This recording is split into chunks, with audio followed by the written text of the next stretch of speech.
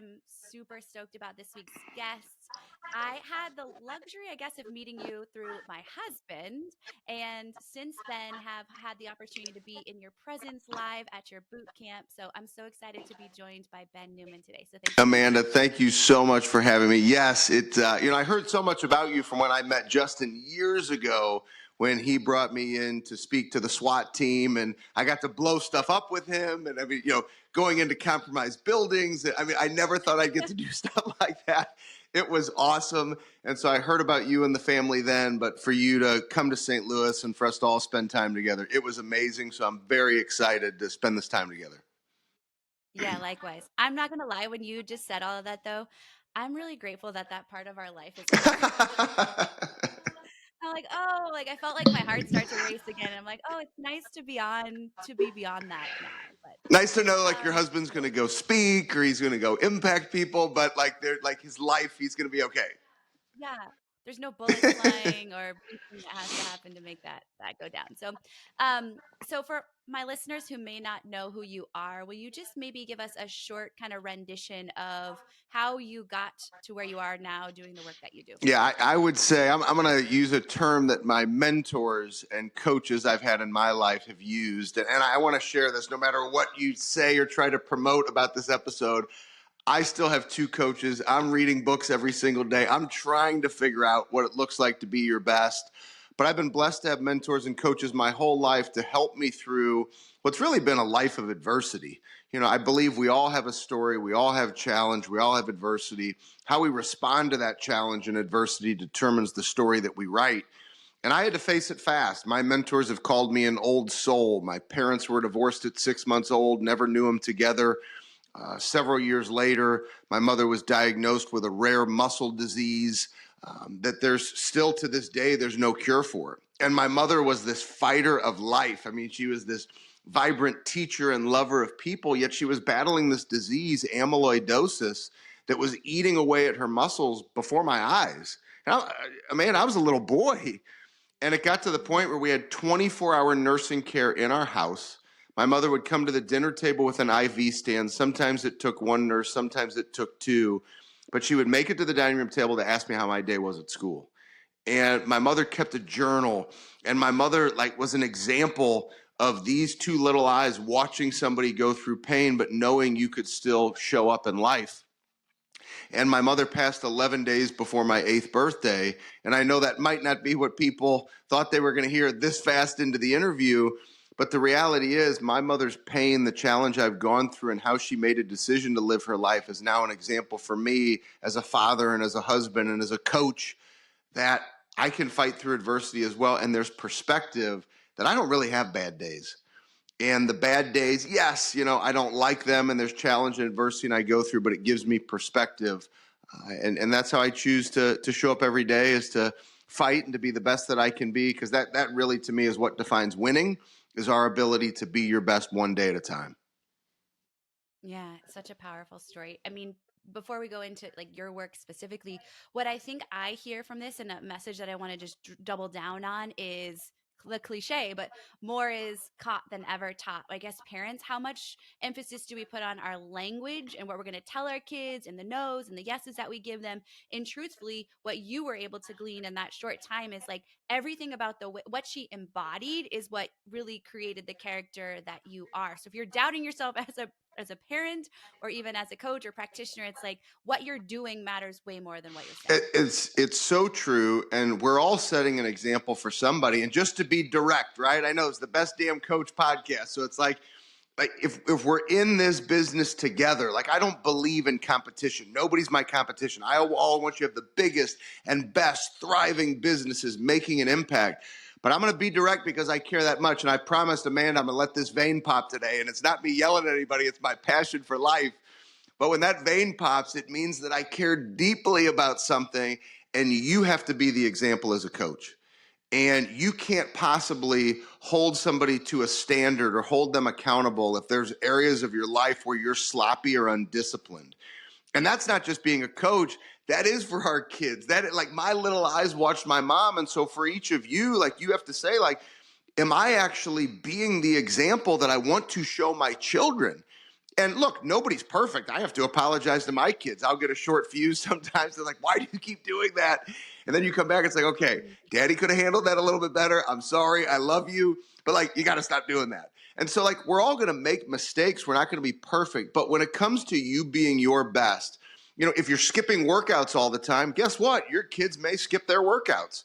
If you're eating poorly, but you always say, I eat great, the kids will hear what comes out of your mouth, but then they'll watch what you actually eat, and then they'll think that nutrition isn't important. And these are things, Amanda, I know it's tough, but you and I are one and the same. Like, we're direct because we have to be an example. And that's one of the reasons why I admire how you show up, is because you are a great example. You are a great example for your kids. You are a great example for the people who listen to your podcast and for the people that you have the opportunity to go and spend time with as a coach. Well, thank you for that. And I agree totally. And like, it doesn't feel good on the inside. Like, when you're not fooling yourself, right? Right. And at the end of the day, when you're fooling yourself, like, it's evident, to everybody else in some capacity. So as we're recording, I know if you're listening, you can't see Ben. If you're watching on YouTube, you can. But behind you are all these amazing artifacts of sport, like jerseys, helmets, footballs, gloves. So can you just speak to a little bit about, like, what does all of that learnings that you had from your mom and through your life, like, what does that look like professionally for you now? Who are you leading, and what do you have the opportunity to do on a It's day-to-day just a basis? fake Zoom screen. None of that is real. Do you want me to reach back and touch it? Oh, yeah, yeah, perfect. So, no, I for those of you that can't see, I sit in an office where behind me are shelves of things that are important to me, pictures of family. But there's also shelves that are just filled with blessings of relationships that I've had in my life. I've been able to do this work for 17 years. So I didn't start yesterday. I'm not just getting warmed up. I feel like I'm only scratching the surface, but we've been warmed up for a long time doing this work.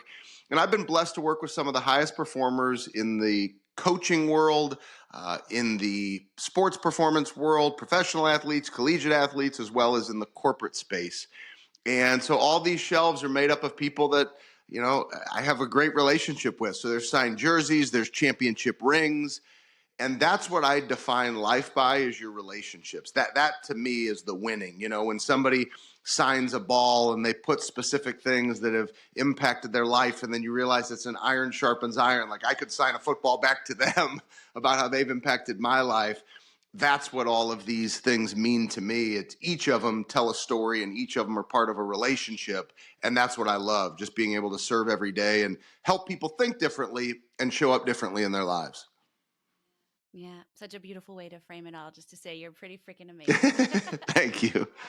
um, So, like we mentioned before, Justin and I had the opportunity. We flew out to St. Louis to attend a boot camp that you offered, and I was the only lady in the room, which is like something actually that fired me up, added a little fuel to my passion. It's so great to spend 2 days with you and meet all these amazing men that were there. I want to talk about two things that were really impactful for me while I was there. Just being in person in events is such a game changer, to be in somebody's energy.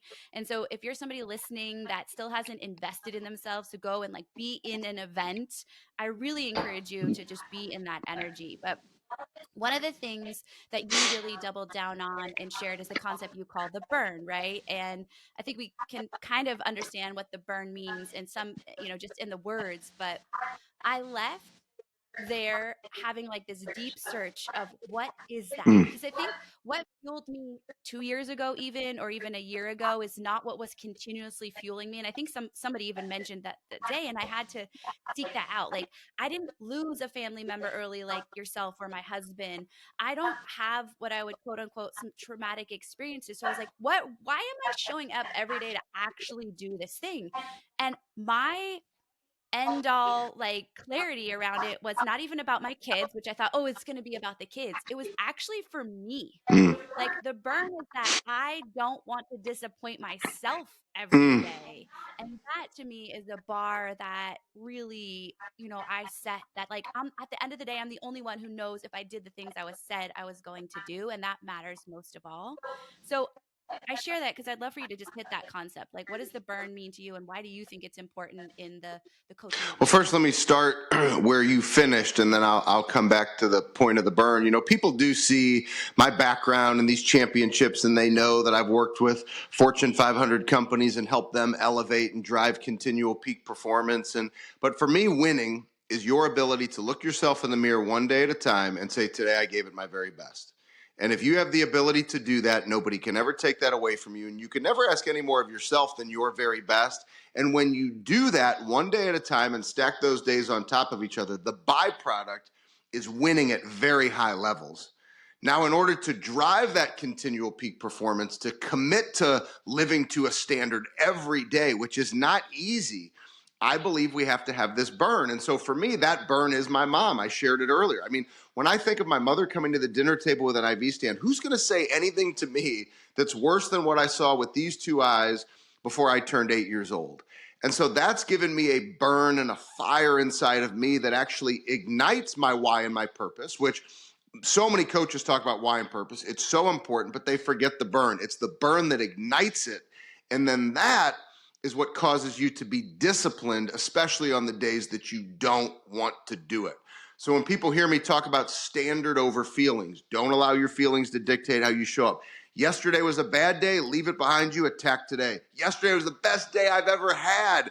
That doesn't mean be content today. Show up and do what you need to do. Live to the standard. But we can't do that, I believe, if we don't understand what that burn is. So like when I connect to that burn, which is one day at a time, I get an extra day that my mother never got. How am I going to waste this day?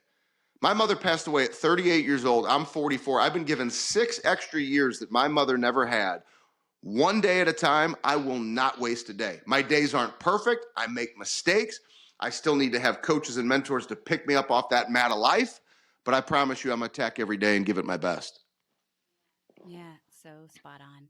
Can we go tangible on that? If somebody's listening to this right now and they're like, I don't know why the hell I'm showing up. I don't know why I'm doing this work. What's like a tangible way they could do a little self discovery from your perspective on what that looks Yeah, like? so there's a handful of different ways in which it shows up. Challenge and adversity, right? Perspective.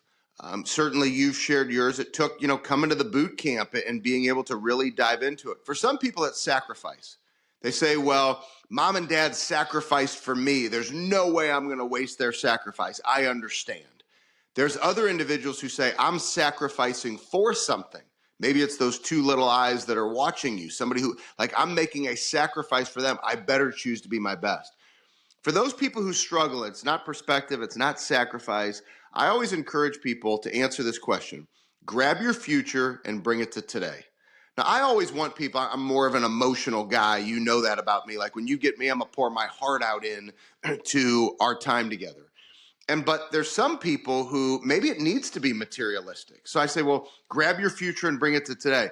It could be a big house that you want to build. You could say, hey, I'm building a speaking and coaching practice because I want to build my husband his dream home. And then you're going to work every single day so that every nuance of that house is exactly the way that he would want it. That could be a short-term burn. Now, once you're in that house, you better recalibrate and know you got to set a new burn. But it could be materialistic, or it could be, I want this. I want my business to be at this revenue level, which then has a huge amount of impact. Most people are going to have some idea of what they want in the future. So it's kind of a trick question, because the easy thing, and Amanda, we hear it often, well, I don't know what I want. I don't have goals. I don't want this. Everybody has a future in mind. Now, it might not be as clear. You may try to get vague with me, but there are some things that you want in your future. And if we start there, we can then reverse engineer it and figure out, why do you want that? What are you willing to do in order to get that? And then that can become that burn and that fuel. Yeah. And when it comes to women, because I primarily coach women, what I often find with that future is they don't want to speak it into life out loud because they're afraid somebody will judge them when they say, I actually do care about making the money, or I actually do care about XYZ. And it's like, you just have to give yourself permission to just even put into words in some way, like what that future that you're seeing is. And I think that's a huge starting place to even think about if you're Well, listening. and I think that kind of speaks to, you got to silence the noise. We can't allow my decision today to be impacted by what somebody else thinks. I mean, these are your beliefs. I mean, if all of a sudden somebody says, now I know somebody might say, wow, like your burn is really impactful. Like I'd be inspired to wake up every day to fight to continue to write your mother's story. Like mine isn't that clear. But yeah, you're not going to show up and attack in your life because of my burn. So like it better be yours. You better not be designing it for somebody else or caring what somebody else thinks. Yeah, and to that point, when we left St. Louis too, Jay was like, man, he lost his dad, found his dad dead at age 10, but I, it didn't impact him like you did, right? Even though you guys kind of share some similarities in history, like losing a parent young, but his circumstances were entirely different. And we were just even comparing how like those circumstances are so person to person, and that doesn't fire him up. Although it's sad, and that phase of his life like sucks. I mean, it just is what it is. But he had to also figure out that it's entirely different, and all of our situations are so Yeah, unique. it's so very true. So I want to also go to a really important part of, it's like when you invest in things in business, you and I have both experienced this. Sometimes it's just like this nudge, this thing that says, do it. I try to be unattached to the outcome of why, what I'm going to get from it. So Justin's like, come with me to St. Louis. And I was in only because we very rarely get to go do stuff together when it comes to business. And we get there and kind of like, I don't know really what I'm going to get out of it. And I mean, I knew I was going to get plenty out of it, but like, what's the real reason I was showing up? And so the first night you take us out to this amazing dinner. We go out and have drinks after, and we're sitting down in this bar, and you start to tell the story of how you came into faith. And I was so intrigued because that was definitely something that has been coming up for me in the last, I don't know, 6 months of my life. And you shared a story, and I might butcher this a little bit, but how a mentor of yours had given you a prayer essentially, and you kept praying this prayer over time, and it started to, I guess, loosen up things for you, open your heart to things. And immediately I was like, hey, can you pass that my way? Because I struggle and have struggled with really connecting to prayer, the word Jesus, the word God. I've been very evasive in avoidance of it. And I was looking for something that would just maybe even just like plant a seed of openness in my heart. And you sent it to me, and immediately I was like, this is what I've been looking for, because it wasn't committal. It was just simply saying, and you could say the prayer here, or I can in just a minute, but it was like, I'm open. And that's what was missing in my life personally. And so then I leave this whole thing and I'm like, okay, I see you. I see this thing popping up. I was there for this and nothing related to business from my perspective. And it's been wildly impactful. So, A, thank you. And B, it's just a lesson in business to learn to be unattached and focus on the people and just like not try to control things. Well, first off, I was so glad that you came and you were open, you were transparent. A lot of times people come to boot camp, they don't know what to expect. I've been doing these boot camps since 2008. We've had over 1,000 people come to these boot camps. We've done them in Vegas and the Virgin Islands. We're doing another one in Vegas in October with Ed Milet, Tim Grover, Dr. Gabrielle Lyon. I mean, it's going to be huge. And, people come to these events and they don't know what to expect. You came to our speakers and coaches boot camp, where we literally go behind the scenes teaching everything that I've learned, the mistakes, the things that have worked to grow a speaking and coaching practice. We're going to do it special in Vegas, an extra day just to highlight that. But you didn't know what you were walking into. And so, yes, I know you walked away with some things that were so impactful for your business. But this is what's so meaningful, because it's those side conversations, right? Everything we do, we want to create an amazing experience. So here we are at the Cigar Club at the Ritz. It's one of my favorite places in the world. I've been a member there for over 10 years. And we're just hanging out, all talking. And yes, we started talking about faith and my relationship with God, and how John Gordon, my mentor, shared this, prayer with me when I met him back in 2008 when I accepted Christ. And he contacted me. He was born Jewish and now a believer in Christ. And he got baptized. And I was born Jewish and now I'm a believer in Christ. And he shares with me, God, what is my use for your purpose, and guide me towards that purpose? Jesus, if you are who you say you are, show me the signs. I'm open to receiving this if it is meant to be. And so all I did that night was listen to you the way that John listened to me all those years ago. And I'm like, Amanda, do you mind if I share a prayer with you? And you were probably like, isn't this a boot camp? Like, we're talking about, what are you talking about? But you were open to it, and I shared it. And so to hear you say that that's what you walked away with, and now how it's still impacting you and you're still reading it. I still read it every day. I read it every single day since February of 2008. So it's so meaningful. It's so impactful. But I think that's the beauty of the journey. It's the people that you meet. It's the little lessons that are unexpected that actually have this great impact on you. So true. I wrote that prayer since November 3rd or 4th, whenever it was when we got home, in my journal every Oh my single day. gosh. Wow. Just because I'm just open. I've realized my heart's been closed off to many things, not just faith, but certain aspects of my life, and it's really seriously, I don't know, it's been impactful, and I'm spreading I'm unattached to where it takes me. It's just that I'm acknowledging that in order to see signs, I have to be open to them, and no doubt me being in that room was like the beginning of It's them. So awesome. I'm so grateful. All right. Well, you mentioned your upcoming event in Vegas. Would you just tell us a little bit more about that and where my audience can connect with you? You put amazing content on Instagram, but I know you have many other places they can You know, find you. the best place is probably on Instagram. I mean, if you head to @continued fight, which is my Instagram, you certainly you can go up to the top. We all have those links these days where you can learn everything. You can watch videos, you can be impacted, you can learn about this boot camp. This is going to be a crazy boot camp. We've never done anything like it. Literally having the opportunity to have the same experience you had, but in Vegas. But 3 days leading up to that, we're going to kick things off. It's one of the coolest team building exercises called a casino crawl. But the casino is actually building our group, our own private casino within the casino. Ed Milet and I are going to kick it off. It's a James Bond Casino Royale kickoff. And then the next 2 days after, it's going to be a holistic deep dive into your life and your planning. We're going to have a planning day. We're going to go into nutrition. We're going to go into the financial side. And there's so many events where people have 8 different speakers and they're all amazing, and you walk away and like you're just wondering what to grab. And this is going to be intentionally designed. Every speaker is going to be placed where the speaker is supposed to be. Every lesson is going to be taught exactly where the lesson needs to be taught. We brought in a company that's worked with Gary Vee for years with his events, and they're going to detail and storyline out everything so it hits you at the right time, and everybody walks away with a holistic plan to drive continual peak performance in their lives. We've never done anything like this, and I've been doing these boot camps since '08. I've done them with Andy Frisella in the Virgin Islands, to where we had 50 people and we had 5 yachts that took off out into the. I mean, we've done some crazy stuff, but this is going to top it all, and I'm so excited for it. I'm so excited, and no doubt, if you connect with Ben and see like what's coming down and when those dates are, that you will not regret investing in yourself to be there.